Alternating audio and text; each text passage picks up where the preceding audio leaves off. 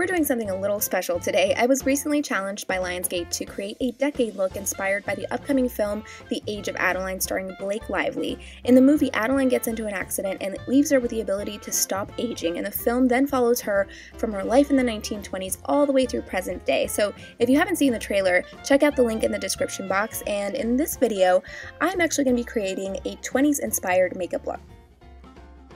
So first I'm starting off by applying a foundation that is going to give me sort of a velvety satin finish. It's not too matte and it's definitely not dewy.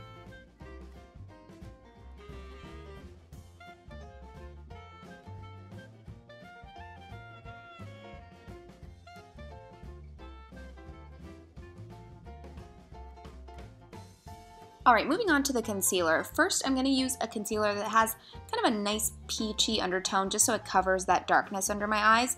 And then I'm going in with a lighter concealer just to give it that nice brightness.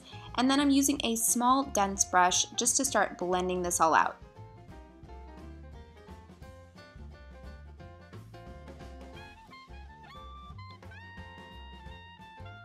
And so once I get to that area that's directly under my lash line, I'm just going to go in with my finger and start blending it out. Just that skin to skin warmth really creates a natural blend and sort of diffuses the makeup so it doesn't look like there's a ton of makeup right under your lash line. I just don't like it to look that obvious that I've got concealer on, so sometimes I use my finger. And now I'm going in with a fan brush and just applying a nice translucent powder. I'm using a fan brush just because I don't want to get too much powder on, so this allows me to apply conservatively. And now one thing you didn't really see a lot of in the 1920s was contouring. You didn't really see an intense contour highlight routine back then, but I do want to warm up my face just a little bit. So I'm taking a lighter than usual bronzer and just just kind of in general areas warming up my complexion. I'm not contouring at all. But one thing you did see a lot of in the 1920s was blush. The ladies loved the blush in the 20s, or what they used to call rouge. So I'm going to apply my blush a little bit more heavily than normal, but still not quite that crazy because I do want this to end up being a wearable look.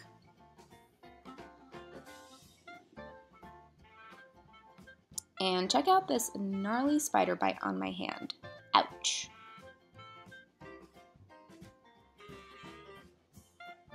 Alright, I'm just going to finish up this blush, and so far I am loving how this is turning out.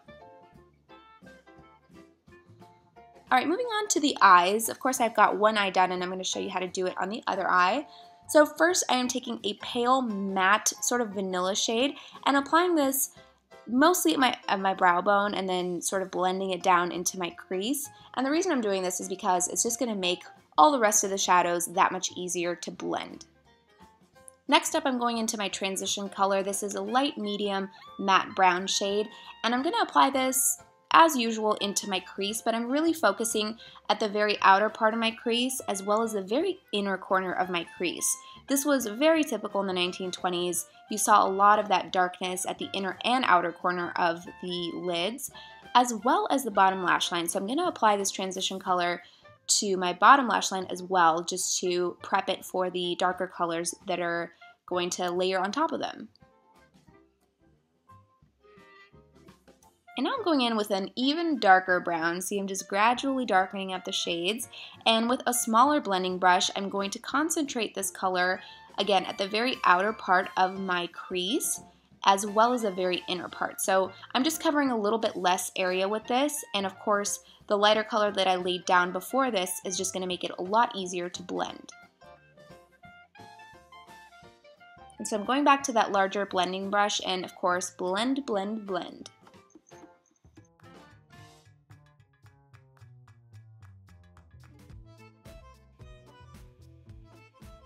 Alright, now I do want to add a couple more colors to this look, so I'm going to take a metallic plum and a metallic copper, and starting with that plum shade, I'm going to start, again, in a smaller area, start applying this along the border of that darker brown that I laid down on my lid. So again, this is going to go on the outer part of my lid as well as the inner corner as well, sort of just closing in on the center of my lid.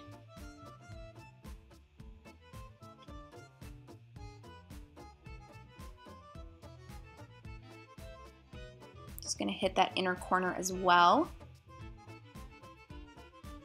And just give it a look and make sure it's turning out okay. And then I'm gonna move on to the copper shade with the same brush, and I'm doing the exact same thing, but again, closing in a little bit closer to the center of my lid. I just love this combination of the plum and the copper together.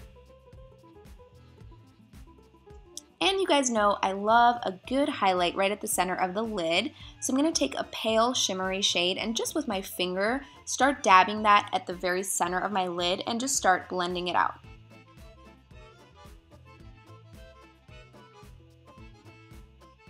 And now that I've got the look almost done, I do want to deepen the eyeshadow a little bit. So I'm going to take that dark brown again and just reinforce the very outer corner and the very inner corner of my lids, just again to give it that much more dimension.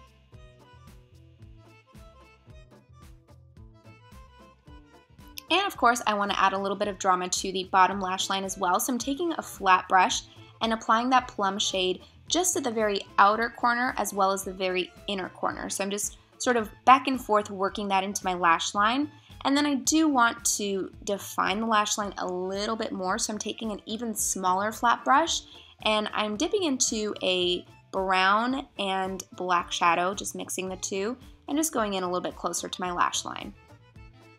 And for a look like this, I don't want to go liner heavy. I kind of want to keep it sort of liner free. So instead, I'm just going to take a black eyeliner pencil and work that into the inner rim of my top lash line just to give it a little bit of definition. And then I can move right into the false lashes. This is a pair that's nice and fanned out and wispy and long, but it's still really full. It pretty much has everything.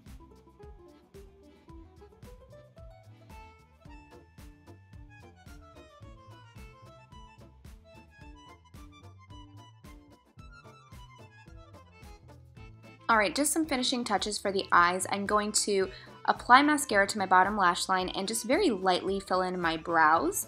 And then I'm going to move on to the fun part, which is the lips.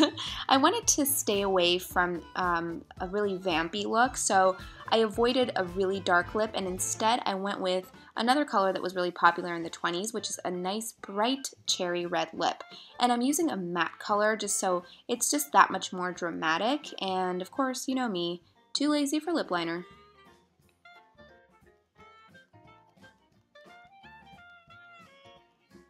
And that completes my 1920s inspired makeup look. I really hope you guys enjoyed it.